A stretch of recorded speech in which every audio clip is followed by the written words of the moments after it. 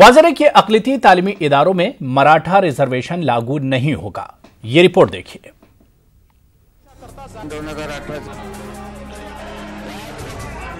शिवाजी महाराज की जय के नारों के बीच महाराष्ट्र के दोनों ऐवानों में आज मराठा रिजर्वेशन बिल पेश भी किया गया और मंजूर भी कर लिया गया। गौरतलब बात यह है कि किसी भी सियासी पार्टी ने बिल की मुखालिफत नहीं की। मराठा रिजर्वेशन फडणवीस हुकूमत के गले की हड्डी बन गया था। मराठा रिजर्वेशन के मुतालबे को लेकर महाराष्ट्र भर में पहले खामोश जुलूस निकाले गए थे, लेकिन बाद में मराठा रिजर्वेशन की मुहिम में शिद्दत पैदा हो गई थी। इस मुहिम के दौरान हजारों करोड़ रुपए की अवामी इमलाक को नुकसान पहुंचाया गया था। मराठा समाज रिजर्वेशन बिल 2018 के मुताबिक मराठों को 16% रिजर्वेशन दिया गया है और समाज को SEBC में शामिल कर लिया गया है।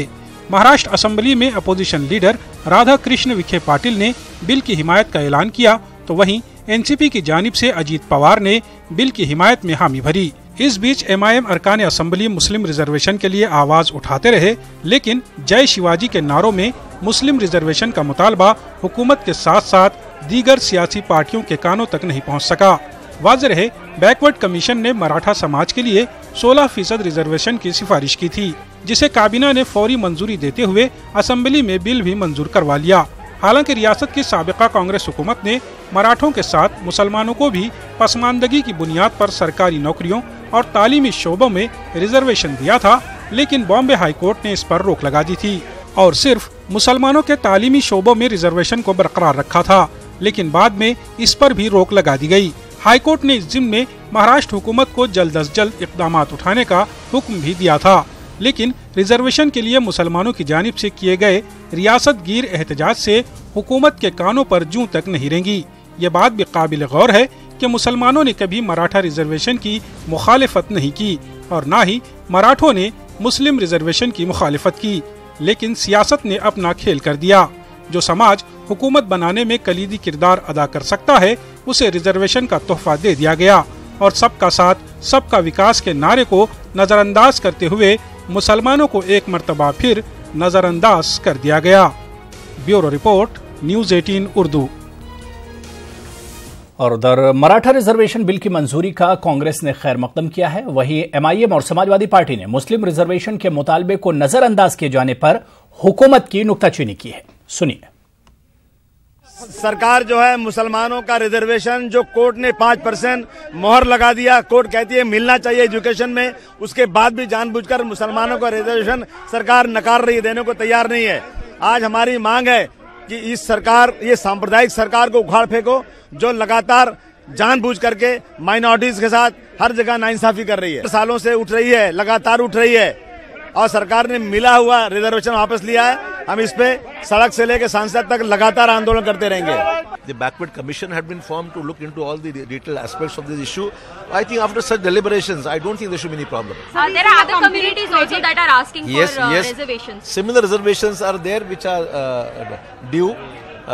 They should also get justice. So we see a complete credit fight between opposition and the current government. There is no question of where the credit goes to Sakal Maratha Samaj for this entire issue. The Muslim reservation is one such aspect that the Congress has been raising for a while. Yes. So what is the Congress planning to do about it? Definitely this issue will also be, we'll see that this issue also is taken up and the government takes a decision. But I'm sure that this government will not do anything because they want to have polarization, and that's the issue. That's why the Muslim Arakshan, the reservation, is not being taken care of. But you would congratulate them for this particular bill? I will congratulate the Sakal Maratha Samaj for this entire success which has taken place. Reservation Maharashtra की विधानसभा के अंदर पास हो गया। MIM party इसका स्वागत करती है, लेकिन साथ ही साथ एक सवाल हम उठाना चाहते हैं, सरकार के सामने ये पूछना चाहते हैं कि मराठाओं को एक अलग नज़रिए से देखना, धनगरों को अलग चश्मे से देखना और मुसलमानों की तरफ देखना ही नहीं, ये मुल्क के लिए बहुत ही खतरनाक है। और इधर मरकजी वजीर हंसराज अहिर ने मराठा रिजर्वेशन बिल की मंजूरी को महाराष्ट्र हुकूमत की बड़ी कामयाबी करार दिया। विधानसभा में इसको लेकर एक बिल पारित हुआ है और उसमें मराठा भाइयों की मांग को मान्य किया गया है। ये ऐतिहासिक निर्णय भी है, बहुत ही लंबित था और मराठा भाइयों को अपना अधिकार मिलना चाहिए था, ये भावना सरकार की भी थी और बड़े नियम से आयोग बिठाकर मुख्यमंत्री जी ने काम किया है ताकि कोई तांत्रिक टेक्निकल दिक्कतें ना आए, इस तरीके से काम किया गया है। इसका स्वागत हो रहा है, हम भी स्वागत करते हैं। और मराठा रिजर्वेशन के इशू पर और बातचीत करने के लिए हम सीधे रुख करेंगे। मुंबई से हमारे साथ मोहसिन खान साहब, जो कि जनरल सेक्रेटरी हैं मुस्लिम आरक्षण संघर्ष समिति महाराष्ट्र के, हमारे साथ फोनलाइन पर जुड़े हुए हैं। मोहसिन खान साहब, मराठा रिजर्वेशन और मुस्लिम रिजर्वेशन दोनों की आवाज एक साथ उठाई गई और दोनों की मांग बहुत पुरानी थी। आज मराठा रिजर्वेशन, मराठों की मांग पूरी हो गई और मुसलमानों की वो मांग अभी भी एक तरह से मांग ही रह गई। हालांकि काफी कोशिश आप लोगों ने की है। क्या कुछ कहना है आपका मोहसिन खान साहब? हेलो जी मोहसिन खान साहब, आप तक मेरी आवाज आ रही है? जी मोहसिन खान साहब, मराठा रिजर्वेशन एक तरह से पास हो गया, मराठों को उनका रिजर्वेशन मिल गया, लेकिन मुसलमान एक तरह से मायूस हो गए, मायूस रहे, उनकी मांग आज तक पूरी नहीं हुई। क्या कुछ कहेंगे? जिस प्रकार से ये महाराष्ट्र की सरकार, ये गवर्नमेंट आई है, जिसने कई सालों से जो मुसलमानों के आरक्षण, शिक्षण, संरक्षण की मांग को लेकर के कई महाराष्ट्र में आंदोलन हुए, मोर्चे हुए, निदर्शन हुए, इस पर गौर फिक्र नहीं की। लेकिन विपक्ष भी पिछले दिनों थोड़ा खामोश रहा, लेकिन अभी अभी उन्होंने भी विधानसभा के अंदर मुस्लिम आरक्षण की बात की, जोर पुरजोर से उन्होंने उस मुद्दे को भी उठाया। आंदोलन रास्ते पर किए जा रहे हैं। इस बात को लेकर के सरकार के कानों जूं तक नहीं है। सरकार अगर चाहती, क्योंकि राणे समिति हो या डॉक्टर महमूदुर रहमान समिति हो, इन्होंने इसके अंदर ये मेंशन किया था, राणे समिति ने ये मेंशन किया था कि 16% आरक्षण देकर मुसलमानों को 5% आरक्षण देने की बात समिति ने की थी। उस समिति की रिपोर्ट के आधार पर 16% आरक्षण मराठों को दिया जाता है, लेकिन मुसलमानों के आरक्षण को दरकिनार किया जाता है। इससे ये प्रतीत होता है कि सरकार की मानसिकता मुसलमानों के प्रति ठीक है। लेकिन मोहसिन खान साहब, अब अगला कदम आप लोगों का क्या होगा? अपनी मांग पूरी करने के लिए, मुस्लिम रिजर्वेशन के लिए क्या कुछ करेंगे आप लोग? जिस तरीके से मराठा समाज ने इस आंदोलन को तीव्रता से चलाया था, उसी तरीके से हम भी इस आंदोलन को तीव्र चलाएंगे। आने वाले दिनों में इस आंदोलन को और गतिशील बनाने का हमारा प्रयास होगा। बिल्कुल। क्या मौजूदा सरकार से कोई उम्मीद नजर आती है? क्योंकि आज महाराष्ट्र के अक़लियती उमूर के वजीर दिलीप कांबले हमारे साथ जुड़े हुए थे, न्यूज़ 18 उर्दू से बात कर रहे थे। उन्होंने कहा कि भाई बीजेपी मुसलमानों को भी रिजर्वेशन देगी। उन्होंने यकीन दहानी कराई, लेकिन कोई तारीख नहीं बताई, कोई वक्त नहीं बताया। इस हुकूमत से कितनी उम्मीद है आप लोगों को? देखिए, जिस प्रकार से मैंने अभी थोड़ी देर पहले मुख्यमंत्री साहब का एक बयान देखा जी, बयान के अंदर उन्होंने मराठा आरक्षण के समर्थन में बात की। आप जैसे कई लोगों ने, पत्रकारों ने भी इस संदर्भ में बात उठाने की बात की। उसके बाद उन्होंने कोई जवाब नहीं दिया, वो सीधे अपने रुख चले गए। इससे ये प्रतीत होता है कि कोई भी, किसी भी प्रकार की मुसलमानों के प्रति इनके आरक्षण देने की सद्भावना या भावना नहीं है। देखिए, मुझे कहना यह है कि सरकार कोई भी हो, पिछली सरकार हो, ये धर्मनिरपेक्षता वाली सरकार मानी जाती थी। अब ये जो सरकार है, ये पक्षपाती सरकार मानी जाती है। इसके हम ये समझते हैं कि सरकार निडर भी होनी चाहिए, निष्पक्ष होनी चाहिए, निस्वार्थ होनी चाहिए। किसी भी मजहब को छोड़ करके देश की तरक्की नहीं की जा सकती, ऐसा मेरा मानना है। बिल्कुल। यानी सरकार के वादे पर भरोसा करते हैं या नहीं? हमको तो विश्वास नहीं होता। अगर सरकार को, अगर मुसलमानों के आरक्षण के संदर्भ में अगर ये गंभीर होती तो इसी सेशन में मुसलमानों को आरक्षण बिल्कुल जाहिर सी बात है, मराठों को रिजर्वेशन दिया तो मुसलमानों को भी रिजर्वेशन दे सकती थी, लेकिन अब सरकार कह रही तो इंतजार करना पड़ेगा। बहुत बहुत शुक्रिया मोहसिन खान साहब हमारे साथ जुड़ने के लिए, इस इशू पर बातचीत करने के लिए। चलिए आगे बढ़ेंगे एक और अहम इशू की तरफ। मरकजी वजीर गिरिराज सिंह के जरिए दारुल उलूम देवबंद को दहशतगर्दी का अड्डा बताए जाने की सख्त अल्फाज में मजम्मत की जा रही है। कांग्रेस के जनरल सेक्रेटरी गुलाम नबी आजाद के मुताबिक बीजेपी लीडरों में इस तरह के बयान देने की हिम्मत वजीर आजम की शह का नतीजा है। भारतीय जनता पार्टी में आधे दर्जन के करीब मिनिस्टर और एमपी हैं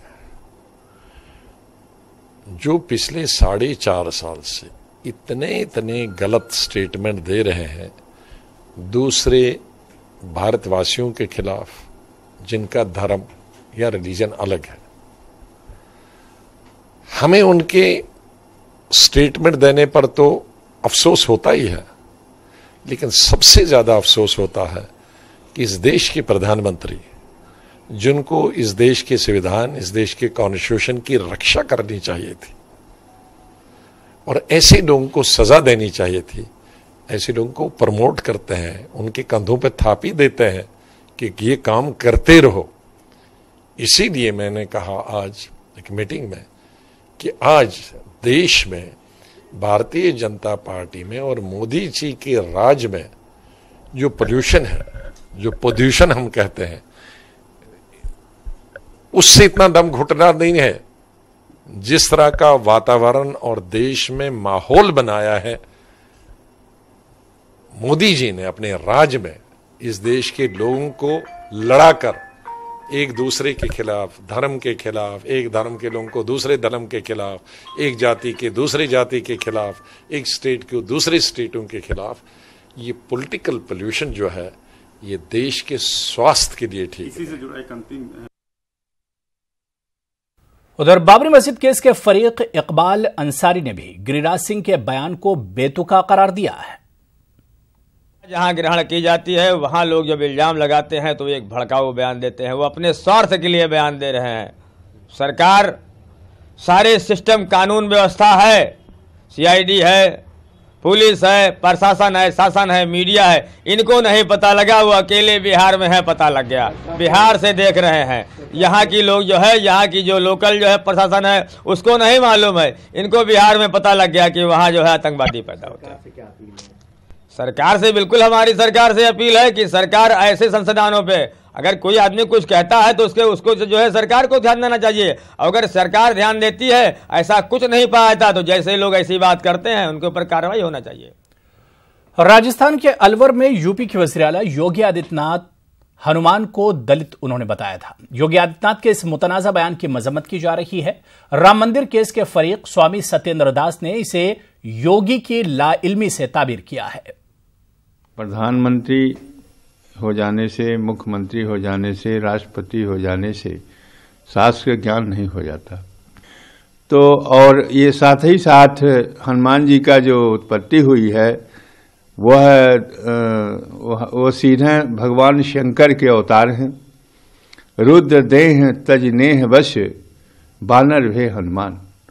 तो हनुमान जी साक्षात शिव के अवतार हैं और उनको न जानने वाले, चाहे वो जो भी कुछ कहें, मैं समझता हूं कि हमारे योगी आदित्यनाथ जी को हनुमान जी के संबंध में कोई ज्ञान ही नहीं है।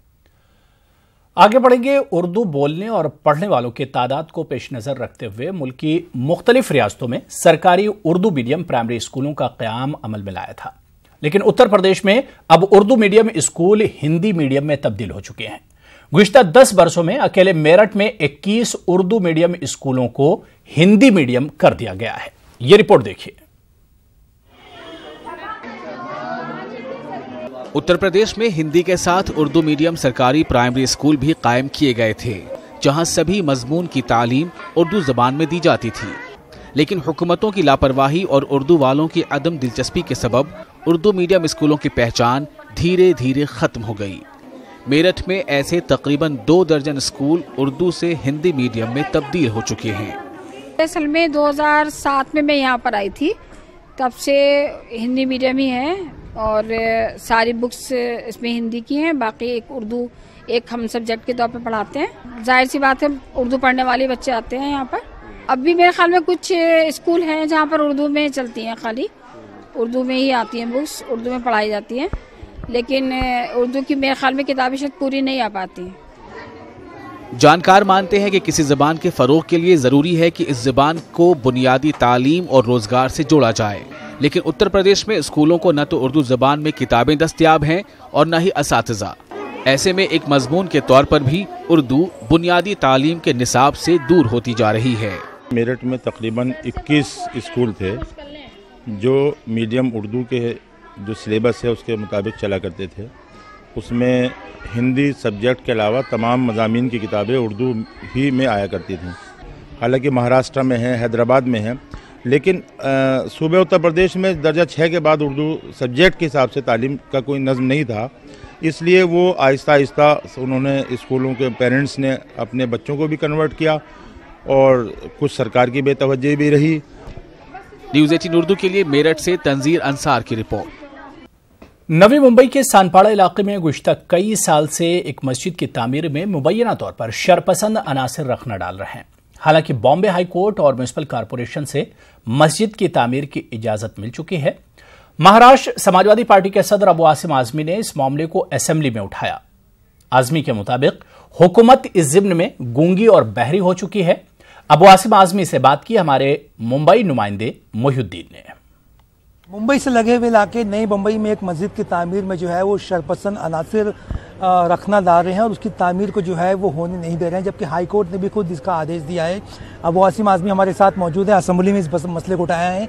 इन्हीं से जानते हैं कि पूरा के पूरा मामला क्या है और मस्जिद को जो है वो तामीर करने से रोका जा रहा है शरपसंदों के जरिए। क्या मामला है ये? किसको सुनाओ हाल दिले बेकरार का। आज हालत यह है कि देश में कानून नाम की कोई चीज़ नहीं है। 1947 में मैं तो पैदा ही नहीं हुआ था, लेकिन अगर आज गांधी जी होते, मौलाना अबुल कलाम आज़ाद होते, तो मैं उनसे पूछता कि आपने किस बुनियाद पर चिल्ला कर मुसलमानों से कहा था कि अरे मुसलमानों तुम मत जाओ हिंदुस्तान को छोड़कर, तो इस मुल्क में तुम्हें इंसाफ मिलेगा। हम सरकार से भीख नहीं मांग रहे हैं। आज इसी न्यू मुंबई के अंदर मुसलमानों ने 2008 में एक मस्जिद की जगह लिया, सरकार ने दिया, कहा परमिशन लाओ, परमिशन के लिए जाते जाते रिश्वत यहाँ दो, रिश्वत वहाँ दो, रिश्वत वहाँ दो, मस्जिद के लिए 2012 हो गया, परमिशन मिल गया। मुसलमानों ने 67 लाख रुपीस भर दिया और जैसे भर दिया शानपाड़ा में, जैसे भर दिया, ये फिरका परस्त कहते हैं ना कि कितने कम ज़र्फ हैं ये गुब्बारे, चंद सांसों में फूल जाते हैं और जब कमीने उरूज पाते हैं अपनी औकात भूल जाते हैं। जाकर इन्होंने मुसलमानों की मस्जिद को रोक दिया। मुसलमान बेचारा फिर हाई कोर्ट गया। इस देश का के कानून ने हमें पूरा का पूरा अधिकार दिया है। हाई कोर्ट ने कहा नहीं, इस मस्जिद का इस ज़मीन का रजिस्ट्रेशन कराओ। उसके बाद जाकर रजिस्ट्रेशन हुआ। रजिस्ट्रेशन के बाद फिर मुसलमानों ने जाकर के उस मस्जिद के लिए परमिशन मांगना शुरू किया म्यूनसिपलिटी से, फिर परमिशन रोक दिया और उसके बाद फिर वहाँ पे मोर्चा निकल गया इन फिरका परस्तों का। और इन फिरका परस्तों का मोर्चा निकलता है और काम पूरा रोक दिया जाता है। फिर मुसलमान हाई कोर्ट गया और हाई कोर्ट से परमिशन लेकर आया। अब उसको सीसी मिल चुकी है। अब फिर फिरका परस्त कह रहे हैं मस्जिद नहीं बनने देंगे। क्या सरकार सो रही है? क्या मजाक है क्या ये? आज तक मुझे नहीं लगता कि इस देश के अंदर किसी मुसलमान ने किसी मंदिर का वो किया हो, अपोज किया हो। बनाओ मंदिर, हम उसके साथ खड़े हैं, लेकिन हमारे मस्जिद के साथ ये क्या हो रहा है? सरकार गूंगी बहरी हो गई है। न्यू मुंबई के शानपाड़ा के पुलिस स्टेशन में कमिश्नर को मुसलमानों ने एप्लीकेशन किया कि हाई कोर्ट ने कहा है कि मस्जिद बनाओ, हमें सिक्योरिटी दो। सिक्योरिटी नहीं दे रहे हैं लोग। हाशिमपुरा कत्लेआम केस के 16 मुजरिमीन में से अब तक सिर्फ 10 मुजरिमीन ने ही खुद सुपुर्दगी की है। आज 30 हज़ारी कोर्ट में केस से जुड़े वारंट की रिपोर्ट पेश की जानी थी, लेकिन यूपी पुलिस की जानिब से कोई नुमाइंदा अदालत नहीं पहुंचा, जिसके बाद अदालत ने एसएचओ के खिलाफ गैर जमानती वारंट जारी करते हुए मामले की समाअत 5 दिसंबर तय की है।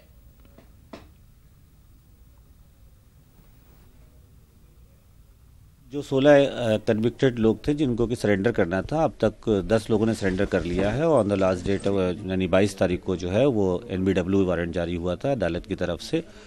अभी तक टोटल 10 लोगों ने जो है सरेंडर किया है। रिमेनिंग 6 जो है वो कन्विक्ट बचे हुए हैं जिनको सरेंडर करना था, लेकिन आज अभी किसी ने सरेंडर किया नहीं है। उनका NBW जारी है और उनको NBW से मुतालिक जो है वो लिंक रोड थाने को गाजियाबाद को ये रिपोर्ट देनी थी कि उस NBW का क्या हुआ, लेकिन उनकी तरफ से कोई पेश नहीं हुआ। SHO साहब ना तो खुद पेश हुए, ना ही उनकी तरफ से कोई पेश हुआ। लिहाजा आज अदालत ने जो है एक सीरियस व्यू लेते हुए SHO साहब के खिलाफ जो है NBW वारंट जारी कर दिया। खुदा ने आज तक उस कौम की हालत नहीं बदली, न हो जिसको ख्याल खुद अपनी हालत के बदलने का। जी हाँ नाज़रीन, तालीम एक ऐसा जरिया है जो किसी भी कौम की बदहाली को खुशहाली में तब्दील कर देता है। इसकी मिसाल बेंगलुरु के करीब वाक़े बंगारपेट में देखने को मिल रही है। देखिए।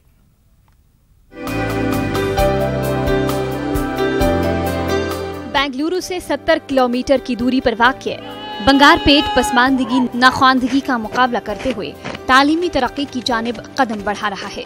समाज के दीगर तबकों के साथ यहाँ का मुस्लिम तबका भी तालीम के मैदान में आगे बढ़ रहा है। पिछले चंद सालों में यहाँ आई खुशनुमा तब्दीली की एक झलक तक़सीम इनामात की तकरीब में देखने को मिली। जी हाँ, हर साल की तरह इस बार भी बंगारपेट की मुस्लिम ग्रेजुएट ट्रस्ट ने तलबा की हौसला अफजाई के लिए एक खुसूसी प्रोग्राम का इनेकाद किया। सालाना इम्तिहानात में नुमाया कामयाबी हासिल करने वाले 170 तलबा को इनामात और एजाज़ात से नवाजा किया। एजाज़ पाने के बाद तलबा के लिए मानो खुशी की कोई इंतहा न रही। मजीद आगे बढ़ने, बुलंदियों को छूने, आसमान में कमंद डालने का जोश और जज्बा इनाम याफ्ता तलबा में देखने को मिला।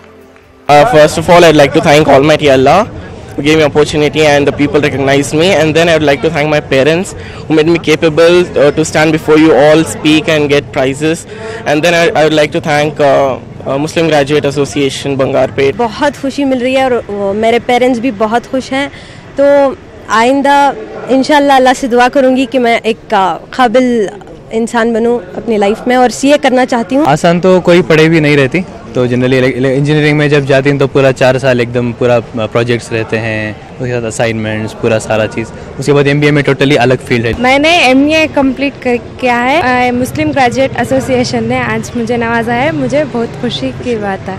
My father is a mason who work in the construction buildings. I have completed my BE Computer Science and Engineering. मैं आगे चलकर IAS ऑफिसर बनना चाहती हूँ अल्लाह की दुआ से और आप सबकी दुआओं से। मैं 87.64% लेकर हूँ। मैं इंशाल्लाह नेक्स्ट डॉक्टर बनना चाहती हूँ। तकरीब के मुंतज़मीन कहते हैं कि हर साल सालाना इम्तिहानात में नुमाया कामयाबी हासिल करने वाले तलबा की तादाद में इजाफा हो रहा है। में 27 बच्चे डिस्टिंक्शन के हैं, इसके अलावा फर्स्ट क्लास के बच्चे भी हैं और सेकेंड क्लास के बच्चे भी हमारे पास, उनको भी इनाम दिया जा रहा है ताकि उनकी हौसला अफजाई की जाए। 93-94 में शुरू किए थे, उस वक्त सिर्फ 16 बच्चे जो कामयाब हासिल किए थे एसएलसी और पीयूसी में, होते होते आज लगभग 170-180 बच्चों को दे रही। कभी यहाँ इक्के दुक्के तलबा ही डिग्रियां मुकम्मल करते थे, लेकिन अब बंगारपेट के नौजवान आला से आला तालीम हासिल करने का जज्बा रखते हैं। ऐसे तलबा की हौसला अफजाई और रहनुमाई के लिए मुस्लिम ग्रेजुएट ट्रस्ट खिदमात अंजाम दे रहा है।